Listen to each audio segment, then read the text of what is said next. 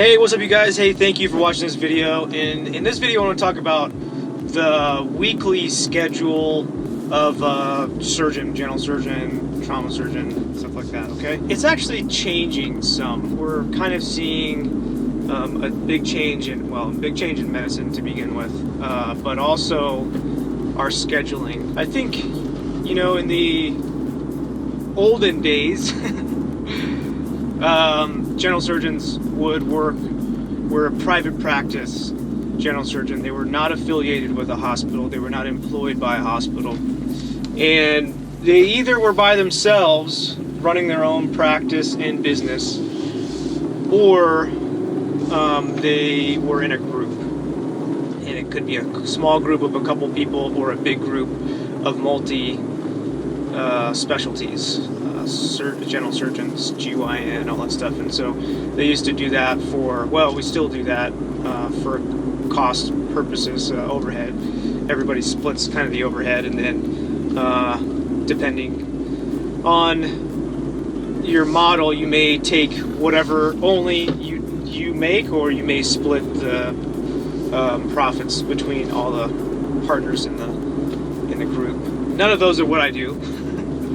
What I currently have is I work for a company called MCare, and it's a staffing company, and they go to hospitals and get contracts and say, we will staff you with a general surgeon or a trauma surgeon or whatever it is. And then depending on the place, you'll do 12-hour shifts.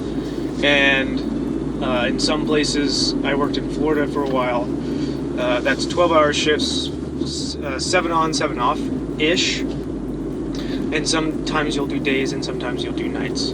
So 7A to 7P, 7P to 7A. In other places, depending on the busyness or whatever you want to call it, the acuteness of the hospital, it's 24, maybe 24 on, 24 off. I did that in Florida too. Other places yet are 24 on for maybe 5 days, 7 days, 10 days even, depending on, again, the acuteness.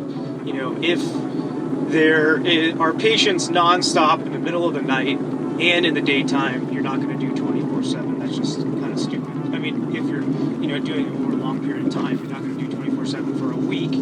If, you got to operate in the middle of the night, you're seeing patients. Some places, they really don't see many very sick patients in the middle of the night, and you may get 1 or 2 over the week or over a couple weeks, and so that's kind of sustainable to do that.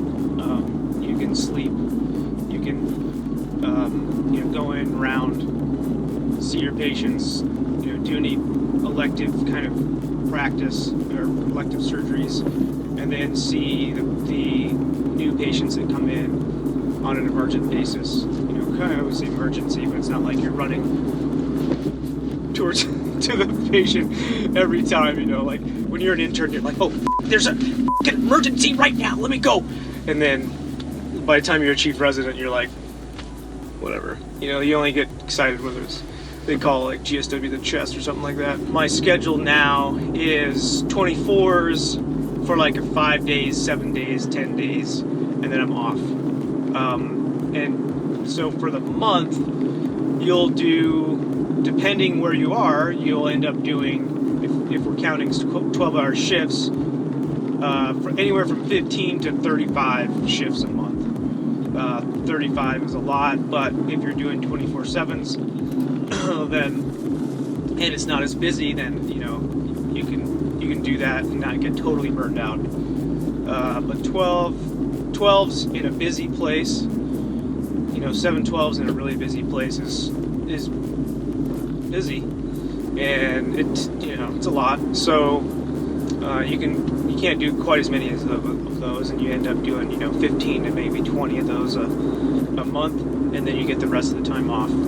Those are nice when you do 7 on, 7 off, because you have that entire week off. But sometimes that week that you're on can be really rough, because especially if you don't live close to the hospital. This is something that I learned from another YouTuber Ty Lopez, of all people, he pointed out that there's been studies that show that if you live close to your place of work, as in within 2 miles, the stress you have is much lower, just on a daily basis, because the stress that you develop, because your mind is going like, I have to leave, you know, an hour before. That means I have to get up 2 hours before. That means I can't get home for 2 hours. You know what I'm saying? Like, so when I was doing those 12s in Florida, like near Orlando, I had to get there at 7. It was a 45-minute drive. So I got to get up at 5, you know, basically, or 5:30. Drive 45 minutes, get there at 7 a.m. And then on the way home, it's 45 minutes. So I finish at 7. Actually, you never finish at 7. So the 12s are never 12. They're always like 13 at least. You're there signing out, doing bullshit. Sometimes it's 14, 15, whatever. And so then you get home at 9, 10 o'clock at night. What are you going to do? You're going to eat something, go to sleep, get up the next day, and do it again. So it can be, you know, it's kind of rough.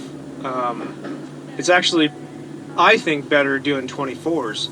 You do a 24, you come in, you only drive that to work that one time, you know, in that day, or that 24, and not, you know, you don't make that drive 4 times if it's a long way away. But now I live closer to work, it's way less stress. I can get there quick if I need to. If they call me in and say, oh, we need you quick, then it's not that big of a deal. I'm not like all angry because you drive 45 minutes, you know.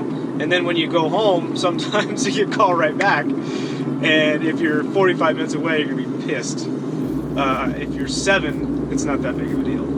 So I highly recommend that. So that's my schedule now, and could be your schedule.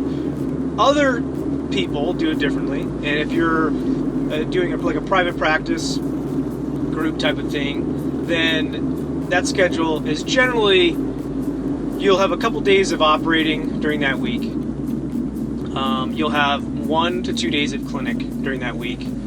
Generally, you'll have 1 to 2 days of on-call. And so that is way different in that you have these ebbs and flows. And some days it's a clinic day and there's 4 patients and it's only morning clinic and you're done by noon. And other days you have clinic, you're on call, and you have elective surgery, and you're there, and you never leave. So, you know, both have its plus and minuses.